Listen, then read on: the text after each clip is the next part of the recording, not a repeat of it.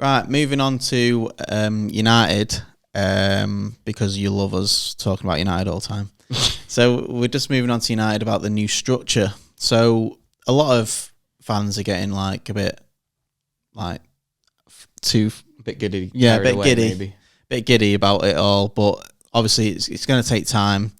But even Gary Neville said it shows that they're moving in the right direction, all these signings. Yeah. It's not players, it's the backroom staff that are signing. So Yes. But yeah, so there's a little background on one of the names that we've seen. He's been in the crowd a couple of times with Fergie and stuff, so might as well mention him. And people might know him from the British cycling. But basically, David Brailsford is a part of the INEOS that have come and taken over, part of United. And basically, so I was telling Levi off air that basically this is the guy that the British cycling didn't win a championship title, whatever you want to call it, for, well, I don't even think they ever did, or for years at least. And he basically came in, installed all these standards, and they basically ended up winning one. So a little background on him is basically he came in, this is what I've seen anyway. So he came in and he basically said, right, it's because you can link this to football clubs in general, actually. So he came in and he says, right, we're not signing new people because that's how we get better, because that's how United have been for a while, isn't it? Yeah, I think always they move on. If we're not achieving, they move some on, they bring some in. It's the same in management. Like, get rid of the manager, get a new manager in. Like, fuck it, get Falcao. We can't score. Fuck it, let's try and get Di Maria to assist him. It's just stuff like that. So he basically came into the British cycling. He was already a British cycler anyway, but he came in as this director role, and he basically said, right, we're not signing anyone new. We're keeping all the squad that we've got, but if anyone doesn't hit this set target, then they're gone. And anyone that hits this set target, we keep, and they can carry on being top-level professionals, right? They then go on to win a championship. And I'm kind of hoping that he brings that sort of structure to United now. And the way we've seen, like, Omar Barada that we'll go on about, and David Brailsford, and the INEOS in general, it seems like they're moving in a direction that fans want to see. What does concern me a bit about this is that we're bringing in a cyclist specialist to set football targets. Well, he has also worked with Nice Football Club, but yeah. Well, how I wonder is though, like in principle, the target structure idea makes a lot of sense, but how you implement that in a footballing sense, I don't wholly understand. So I would assume in something like cycling, for example, if you've got a team and it's like, you guys need to be hitting, I don't know, these timings. Yeah. You know, because I don't know who does it quickest, right? Or something. I don't follow that Yeah, sport. well, yeah. How you do that in a footballing sense for a whole team, you can't set that standard for the team by saying, okay, we need to finish on this many points this season. And if you don't, well, then the whole team's gone. So that doesn't work. But if you set it individually, how do you set those standards for players? Yeah, like, well, obviously we'll probably never know until we get an inside scoop of that. But I think it's he's more of a specialist in just performance enhancing and like just navigating your performance, how you can do better. Standards, isn't it, really? I understand it and I like it. I think sport in general can be quite similar across the board in any sport that you do and your performance levels. I think he might bring that sort of stuff in. But I do agree with you, like, how do you implement it in a football team? But it'd be interesting to see how that all works out. But yeah, alarm bells are ringing for me, to be honest, but I mean, who am I to talk? In a lot of these scenarios and these management roles, we've had clueless people now for a significant amount of time. So, you know, if it could turn out that these appointments are what are going to set us on the right track, really. Yeah, so Omar Barada's one of them that obviously knows what he's doing. We've got him from City. Personally, I think he's jumped ship because of all the charges that they're getting accused of. It's maybe a more certain job role for his future. Yes, he's trying to. He might. To be fair, City might be innocent, but I think he's just he likes the look of it. Like, do you know that a project? I think clearly it's a right mess, isn't it, United? So it's a challenge for someone like this. Yeah. And all in all, irrespective of the success of City, this is a bigger job. This is a bigger job at a bigger club. And it might not seem it right now to some people, and some people think that because of the recent successes of Manchester City. But if United are going to turn these kinds of things around as a business and as a football club, everything about it is bigger. So this is is a bigger role for someone like him, but his reputation's on the line now more than it would have been before. Yeah.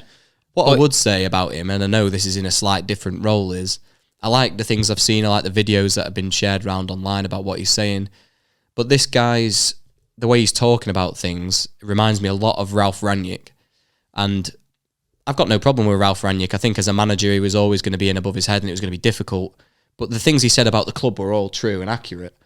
And this guy is coming and he reminds me a lot about that. He's pointing out the problems, saying what they need to work on, how they're going to go about doing that. But it's just now whether or not that structure lets him do that. Obviously, in the past, that's not been the case. You could have all the right ideas and know what the club needs to do, and they weren't going to do it. So all I can now hope is we've got somebody that's got the right idea, and that with INEOS more involved on the footballing side, that they allow him to implement those changes.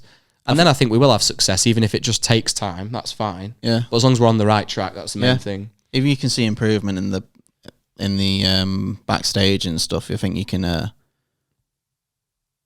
be a bit more on board, can't you? Yeah, they can all say the right things. It's like politics, isn't it? They all say the right things. Whether or not they implement them and successfully is a different story. Yeah. But I've liked what I've seen from him in terms of the videos that have circulated online and things like that. Well, there's something that he's basically goes back to David Brailsford. They've said the same thing here. Is that Omar Barada feels that players have to perform or leave the club within 1 to 2 years. Well, it shows how we operate in the complete opposite way as a football club. You think that's like general, like that should be standard. You look at the players we bring in, and granted, there's clearly something wrong where we've discussed it in the past, where half of these players, they're good signings at the time, maybe doesn't work out. It happens time and time again, but we fail to move them on in a lot of instances. Yeah. Even look at someone like Paul Pogba, regardless of your outlook on it as a United fan, because I feel like the majority of United fans don't really like him. You could have seen within 2 or 3 years that this isn't the player that we thought we signed, and yet we kept him for a lot longer than that. And it's the same now with someone like Anthony Martial. He's not been good enough over the period of time that he's been signed by the club. How we've kept him for this many years is unbelievable. And you're going to make a loss. You're not going to make any money on him. No. That's because they don't perform, so they always take a drop in the price. But even then, they won't sell at the drop of the price. Well, The club is notoriously poor at negotiating ins and outs. We overpay for players and we let them go for nothing. Yeah. And that happens over and over again because we accept mediocrity, really. We have in recent years. It never used to be the way the club was run. Yeah. But the majority of signings that we've made within the last 10 years have been, none of them have really lived up to expectation, realistically. Most of them have been underwhelming for what we paid and what we expected. Yeah. But yet most of them end up staying at the club and we then financially lose out. And also I think that blocks then further players coming in potentially. If that player's been a flop and it didn't work, you move on. You cut your losses and you get someone else. Yeah. Said players staying at United 3 or 4 years despite poor performances will be deemed as unacceptable by the new board. But that's also comes down to the wages handed to those players. Yeah. It's harder to move them on because clubs don't want to pay, 1, the money that we're going to ask for, and 2, the wages that we've been paying them. Yeah. We're setting ourselves up for failure in those scenarios. Look at someone like Harry Maguire. Talk about him a lot on the podcast. Controversial figure, the fee. Most people don't like him, deem that he was a flop signing. He got brought in on a huge fee. They probably pay him a relatively handsome wage. I would estimate at least 250 grand a week. Yeah. He got the club captaincy. He's suddenly in all the controversy with England. His performances really dropped off at Man United. How are you supposed to move that player on? No. It's very, very difficult. Yeah. And obviously I'm quite happy with him being around. We discuss I like Harry Maguire all the time.